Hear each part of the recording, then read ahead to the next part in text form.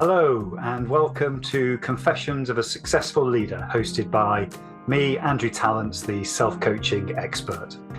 In each episode of the show, we hear the insightful confessions of a successful leader who wants to inspire others to live their professional and personal dreams. I am always keen to hear your feedback, particularly in relation to the kinds of leaders you would like me to invite onto the show in future. But for now, sit back, relax, and enjoy the rich insights from our special guest.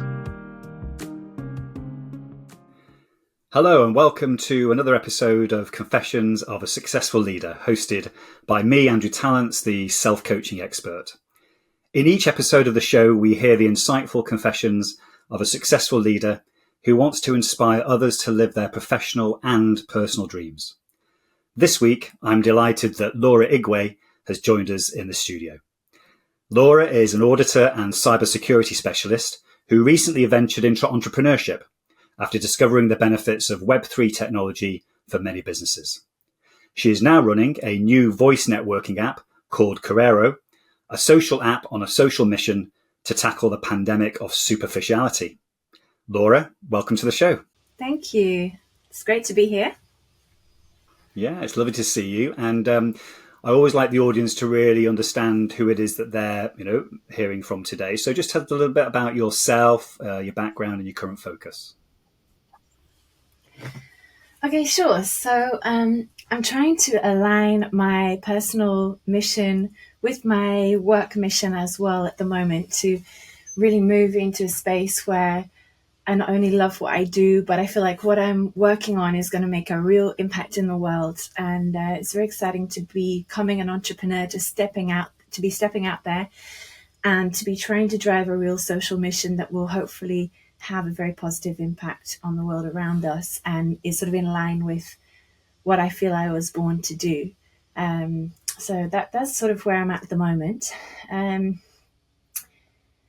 When I was younger, ever since I can remember, I've always been this kind of nurturing person that the most important thing to me ever since I was a child has been building deep relationships with the people around me and trying to build strong, deep relationships and communities. That's always been the number one thing for me in my life. And I noticed around the time that social media came out that suddenly became a little bit harder to do, especially with the friendship groups I was in school. And as Facebook and other social media platforms came out, it sort of changed the way people interacted with each other. It made things a little bit more superficial in the decisions that people were starting to make, and people not always making decisions that would benefit them in the long run, benefit them with building stronger relationships and communities. And instead they were prioritizing what was going to get them more followers or friends on Facebook. And that's really always stuck with me. And just the rise in polarization that we see at the moment in social media, the division, the extremism, the negativity that social media has driven and made worse. So it's contributing to this pandemic of not only superficiality, but a real pandemic of isolation as well, loneliness, all the mental health crisis that we are experiencing at the moment. And so I really made it my mission when I discovered Web3 technology and how that can help improve business models, improve the way that we interact on the internet, and help businesses to focus on the customers more. I then realized that it was my passion and purpose to move into the social media space and try and build a better social media platform that actually cares about their customers' well-being, their mental health, like a social platform on a social mission, because I can't really say the same about too many of the big social platforms out there at the moment. I don't think any of them are really clearly on any kind of mission to help improve the mental health or improve our social well-being as it is. So that's my current mission and a bit of background about why I personally care.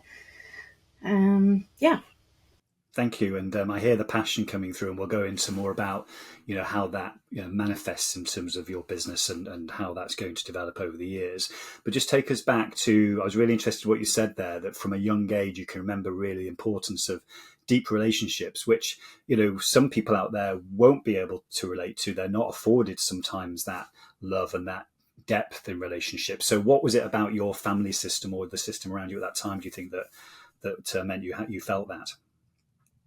That's a very interesting question. It could be to do with the fact that we moved house a lot. So my close family relationships became even more important because that was what we had when we moved house. So we were moving between Ireland and England, and then Manchester and Northumberland, and moving around. We even spent, I think, a year in America, but I was a baby. I don't really remember that. but I think that played into it. My parents were very loving. They did their best. There was always times when I felt that there was more of a disconnect between my parents and I always felt troubled by that at times. It wasn't all the time, but it was just at times. And maybe if I didn't have other people that I could go to because we were isolated at that time, maybe we just moved house, then I really felt that disconnect with my parents even more. We didn't have extended family around us all the time, like some people do, things like that. So, and if I just moved away from friends, then I guess that could have been why. Sure. And if we then move into your earlier leadership experiences, obviously you're now, an entrepreneur and you've got this mission and purpose that's very clear. Everyone can hear that. Just tell us a little bit about how your early years maybe shaped you as a leader to begin with, and what did you learn about maybe what you had to change about that, because maybe some of that necessarily wasn't in service of growing a business? Absolutely. So I think in my life, the leaders that I've looked up to, definitely my parents were my leaders when I was very young. And then when I moved into corporate, I had experiences with different leaders when I was trying to be self-sufficient, and my future really depended on how I interacted with those leaders in the corporate space. In my childhood, definitely I saw, my dad as a strong male figure, leader in the household. And at times things were brilliant, but then suddenly sometimes the house would be turned upside down because he would come home from work very, very stressed, a bit of a temper. Maybe he'd had a terrible day. He was a doctor, a surgeon, and sometimes he had to deal with patients dying. Sometimes that was because the NHS leaders he was working with were making bad decisions. Some of the leaders in the NHS were not necessarily medically trained, and they were making decisions that weren't always in the best interest of the doctors and the patients. And he used to be quite stressed about things like that, because some of the bad decisions made above him could have meant that his patients died because they couldn't get treated in time. He was pushing for them to have an operation, but the system didn't allow him to do the operation in time, or something like that.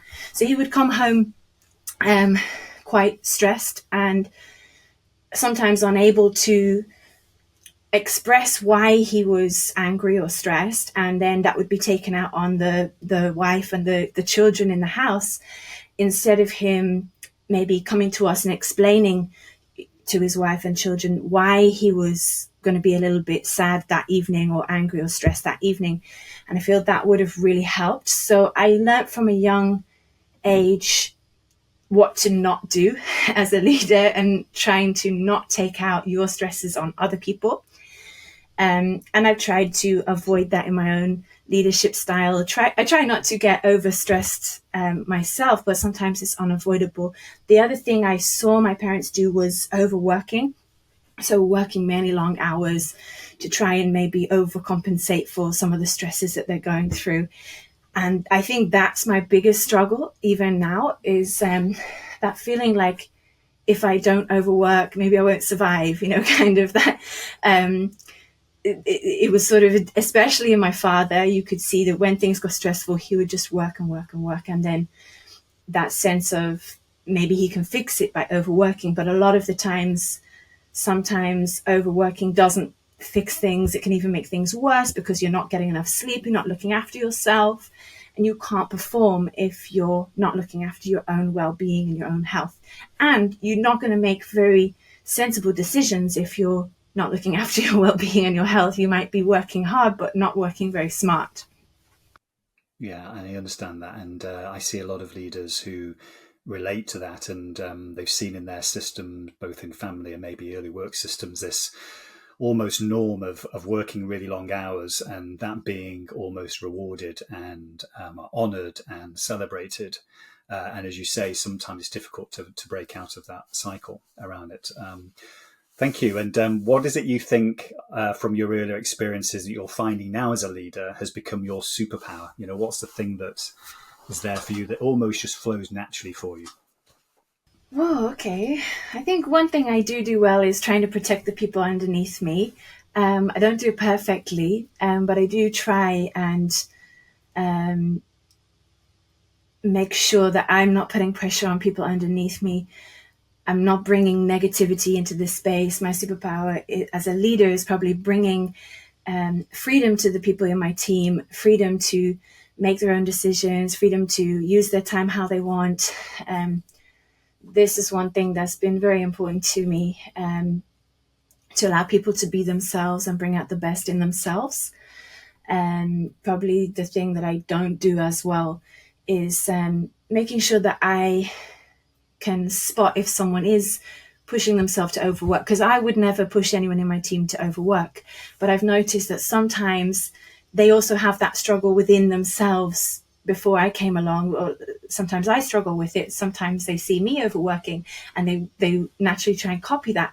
And so that's my weakness, is trying to spot that and help them to, because they might be putting on a brave face and making it look like it's easy, but then time will tell that actually this person has been neglecting their sleep. They haven't been taking care of themselves. And it's really about trying, that's what I'm trying to do now, is trying to be a little bit more observant, to talk to people, get them to open up a bit more, and really support everyone in the team, because everyone's different. Everyone will have different work styles. And so I enjoy doing that as well, trying to understand a little bit more about people's lives and what works for them, and work together as a team in that way. And we all have different strengths as well. So that's one thing that I think is a superpower as well, is trying to bring out the strengths of individual people and not just have job descriptions that are so set in stone, because when you bring someone in, they might have something really unique to offer to that,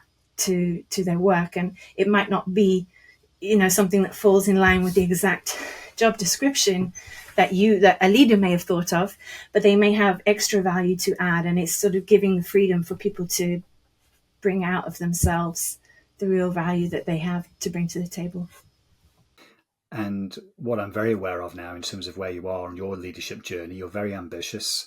You want to be making a difference and an impact in the world, very passionate about what you do. And you're also self-aware how, when your business grows, your leadership style is going to be challenged because of the number of people that you'll be affecting, the number of people you'll be having to manage in terms of stakeholders. So have you thought about how you're going to have to adapt your leadership style as you grow the business? What are you going to have to do differently, do you think?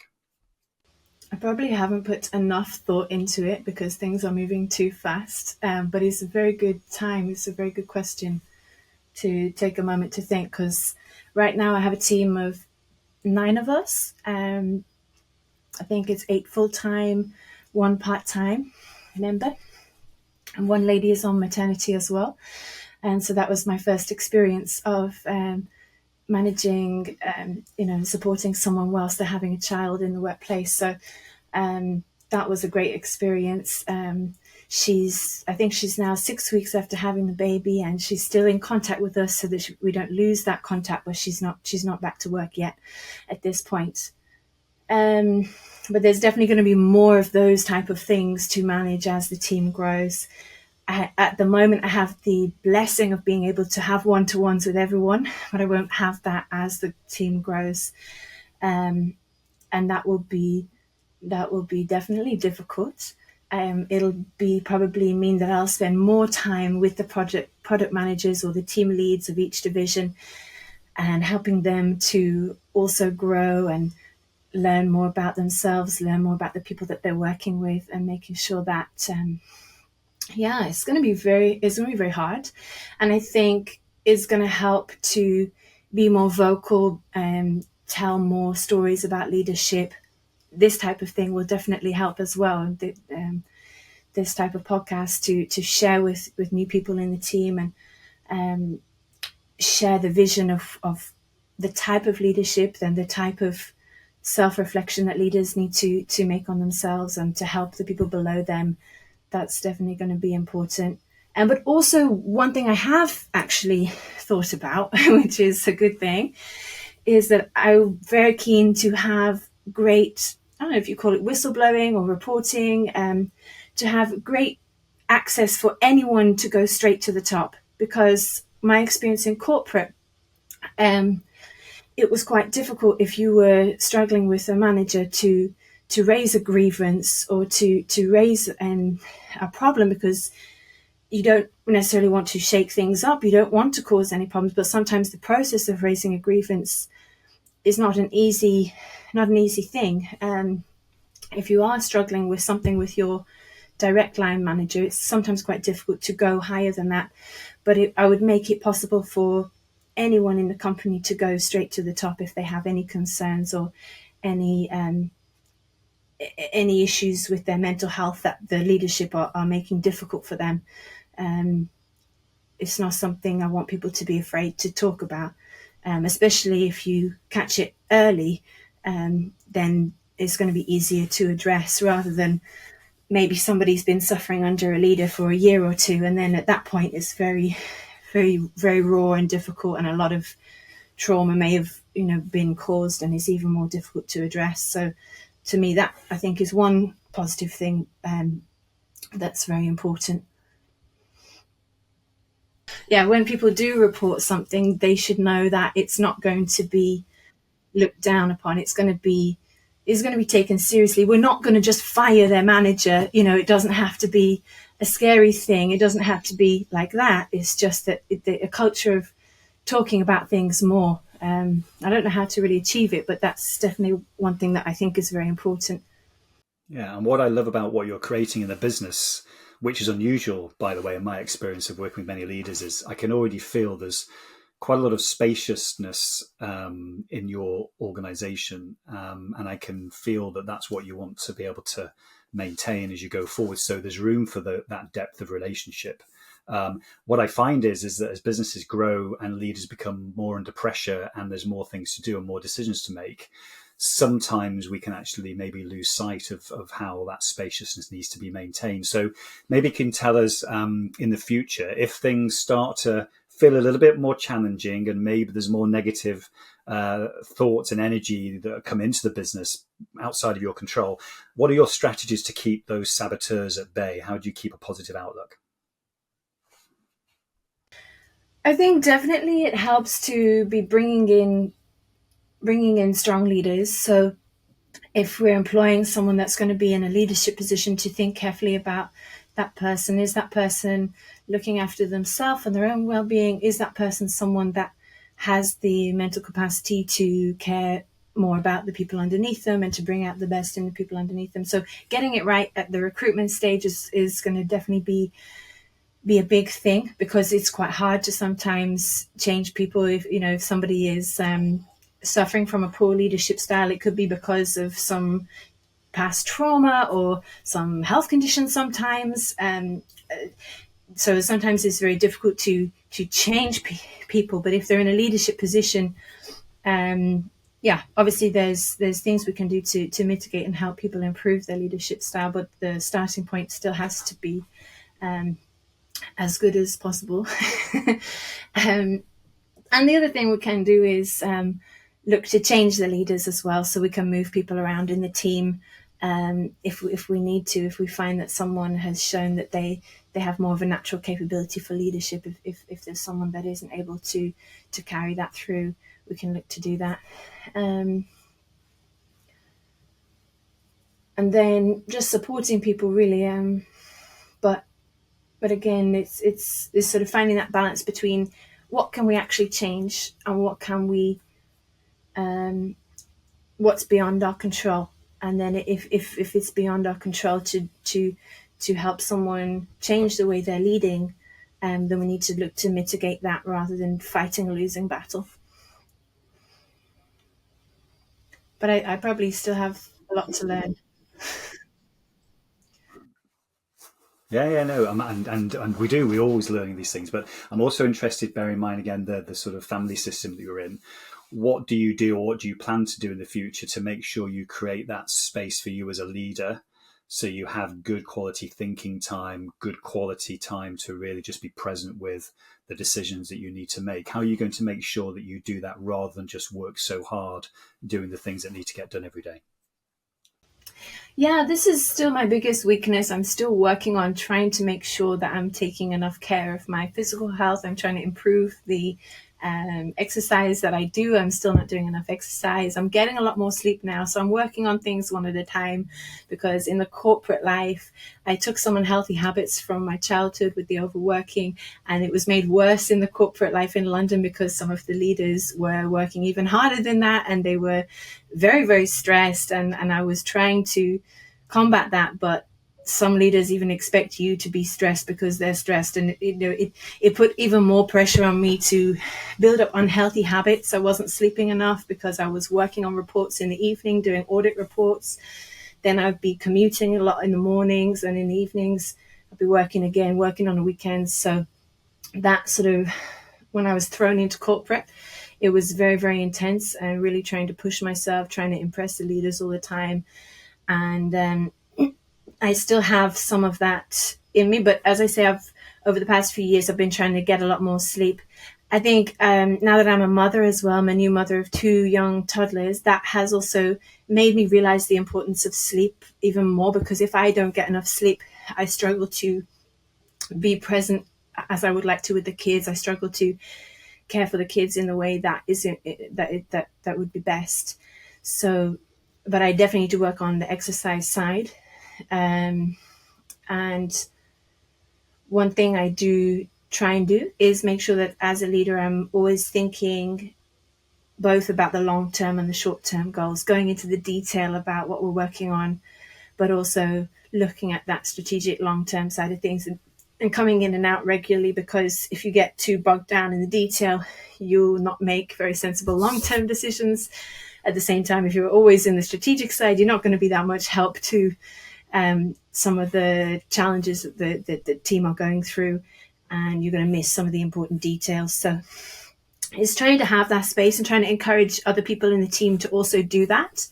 So some people in the team are very good at looking at the long term, and some people are more good at looking at the detail. And it's trying to help, especially the leaders in the team, to find that balance, and that helps to take time out from work as well, because to come out of the detail, take a moment to breathe, go for a walk, do some visionary thinking, and go for a jog. I should go for a jog. I should do that more. Do my visionary thinking whilst I'm jogging. That's what I should do. But yeah, that does help. Prioritizing food, eating healthily, cooking, taking the time to cook. Simple things, but I've struggled with them because of all this pressure, especially in London. I think there's the corporate culture in London can be so overwhelming and intense, and everyone's pushing themselves in a very unhealthy way. Because when we're so stressed out, we can't always make good decisions for the companies that we work for. We can't make sensible decisions, and we can't even avoid too many small mistakes, silly mistakes, because we're too stressed out. So it's just so important that we remember this. And so yes, it's a learning process. Thank you. And what I love about the story that you're telling, Laura, is that you had something that was deep rooted in you in your childhood, which you had a passion for the depth of relationships. And then you had obviously education and a corporate life, which was being fed by, obviously how your parents had worked. And then you made a choice which was driven obviously in terms of what you couldn't relate to in the way that people were not having the depth of relationship, in terms of the superficiality, and you've done something about it. So it's really inspirational for people out there to know that you can reconnect with those dreams that you had as a child and the way that you felt as a child. So bearing that in mind, for the audience that are watching and listening to this today, what advice would you offer to leaders out there who can relate to this, it resonates in some way, of how they can channel those early experiences, those earlier thoughts into sustainable leadership or even setting up their own business? What advice would you give to them? Absolutely. I think that would be amazing to be able to inspire other people to follow their dreams and to follow their passions, because especially if you struggle like I did with the stress of just getting through the week or the month, it's very hard to go back to what do I really want in life, and take a moment for yourself.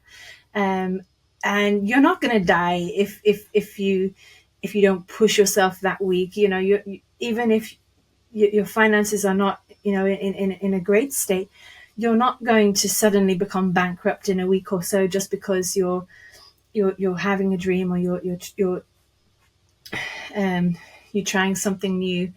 So definitely giving yourself the time to dream is probably the first step. Even if you're under pressure in life, it's still giving yourself that time to just think, is there a better way? Is there a way out? And thinking of different ways you can go after your dreams and go after your goals. And for me, that was it was after I'd become really passionate about blockchain and Web3, and I realized that becoming an entrepreneur in the Web3 space is going to open up so many more opportunities.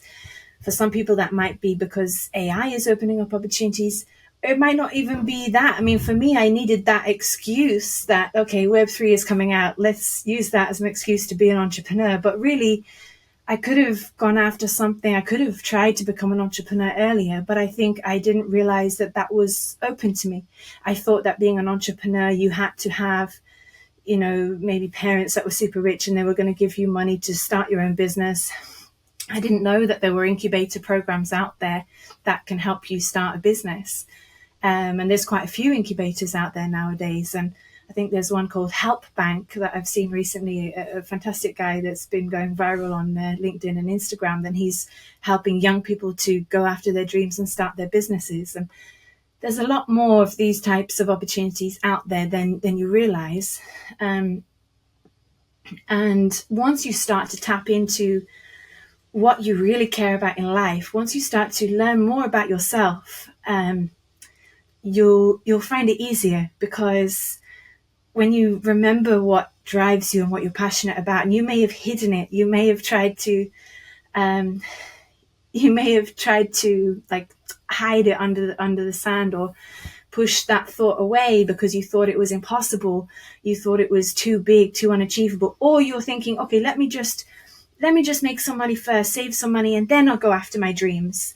But sometimes that's not always possible. It will take you longer, and there are people out there that you can go to with your business idea, and they'll help you get it set up. They might give you £10,000 to come on their incubator. They might give you £2,000 just to go and start something new. So there is opportunities out there, and there are ways that you can go after it yourself if it's a smaller business that you don't necessarily need that much funding. So yeah, it's definitely important to reflect on what you really want out of life and the impact that you really want to make. Is there an impact that you've always wished that you could make, but you thought, oh, it's beyond me, it's not something I can do? Well, who else is going to do it? That's the thing. So just go for it. Thank you. And talking now about your business going forward and what you're going to be in service of, just again, share with the audience in the next few years, what is it that you're going to be in service of? What is it that we can look forward to in terms of how you're going to make a difference? And how can people contact you if they want to collaborate with you in some way? Okay, fantastic. So yeah, we're really trying to make a difference in the social media space. We just feel that a lot of social platforms are not really social. They're not really helping us to become more sociable. They're antisocial in many ways. And I've really been doing a lot of reflecting, especially over the past week, on how social media is affecting the young people. And I really want to move our mission just from a general mission to trying to reduce superficiality, isolation in the world. We're building a social app powered by voice. So our angle is using real voice to help build deeper flowing conversations. We're a community-based app, so communities have a lot of control in there, and a lot of freedoms to the individual customer and communities. But I really want to move away from the general mission to maybe bringing that to young people in particular, because I've been reflecting on some of the statistics around mental health and suicide and how young girls in particular were affected when social media came out. If you look at the graphs of the rates of suicide, even preteen girls, the suicides have rocketed over 180% since social media came out. And it's just really shocking that even now, 10, 15 years after social media came out, we still don't have any better options for young people in social media. They're still stuck with the kind of the Facebook, TikTok, Snapchat, and there isn't any kind of wholesome spaces where they can go and they can. WhatsApp is probably one of the better ones, because you can have groups with friends and you can have support groups in there where you share voice notes and you share support with people that you're close to. But some of these other apps are quite unhealthy for young people, and they're not necessarily trying to focus on how do we make this a better experience for young people. But one thing we can do is we can take phones away from 13, 14-year-olds, but then does that solve the problem? Because there's so much pressure for them to be on social media, and as humans we're naturally born with this drive to be connected to people. And when, especially in the West, when you come home from school, you might feel isolated from your friends and everyone else is connected on these social platforms. There's huge pressure to be connected and to be involved and to be growing communities with your friends. And I feel like someone has got to try and build something better for our young people. So that's the angle at the moment that I really want to work on. Start the conversation going of what is wrong with social media at the moment. So many things to talk about. How can we build something better? And I want to involve the young people in that conversation. So if there's anyone out there that has children that are having that are experiencing problems with social media, I'd love to hear your stories. Love to get that conversation started on how we can go about improving it, because a lot of the time we might shy away. And previously I had this attitude. I thought, okay, we'll launch our app to the older people, because when you think about the young people, it's like, oh my gosh, there's so many things that could go wrong. There's like all the legal complications. But then if everyone has that attitude, no one is going to build anything better than TikTok or Snapchat. And that's the only option our young people have. And it's not really, it's really terrible. That they don't have anything more wholesome that they can turn to. So that's kind of where I'm at the moment. But we're launching our app soon, and we're working on our go-to-market strategy, but it's in beta at the moment. And we would love to get wholesome, flowing conversations going in the app, a place where people can build deeper, authentic relationships and stronger communities in there, and hopefully build that sort of positive space where when you're in the app, you have support, you're coming off the app with a better mental health than when you started, rather than some of these apps where you come off the app a bit drained. That is our goal, is that when you use our app, you feel like you've made a real authentic connection in there and it's added to your life. That's our goal. So if you want to connect with me, you can connect on LinkedIn. Is probably where I'm most active at the moment, Laura Igwe. And I think I'm also on Twitter, but I don't use it that much anymore. Or email as well. Super. And we will actually include your email as well on the actual show notes. And Laura, I've loved your energy today. I really appreciate you sharing your experiences with the audience out there. I know that many of them will have been inspired to reflect on their own leadership style, how they might make a different approach to not only leading themselves, but others in the future, and also connecting to their dreams. So Laura, thank you very much. Thank you so much. It's been a great experience. The type of questions you have asked have really made me to stop and think and to work on my leadership style even more.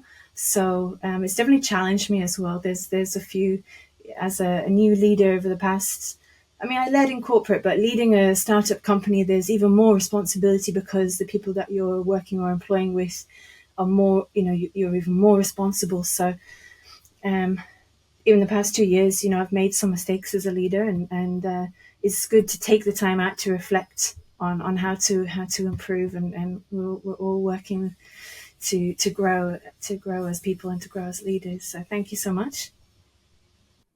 It's a pleasure. So I hope everyone out there enjoyed this episode of Confessions of a Successful Leader.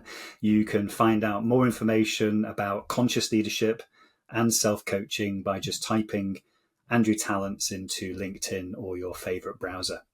Until next time, don't forget to stay present, curious, and above all, conscious. Goodbye. I hope you enjoyed this episode of Confessions of a Successful Leader. You can access all previous episodes of the show at confessionsofaSuccessfulLeader.com. If you are interested in finding out more about conscious leadership and self-coaching, just type in Andrew Tallents into LinkedIn or your favorite browser, and you'll find my contact details and all the content that you need. Until next time, don't forget to stay present, curious, and above all, conscious.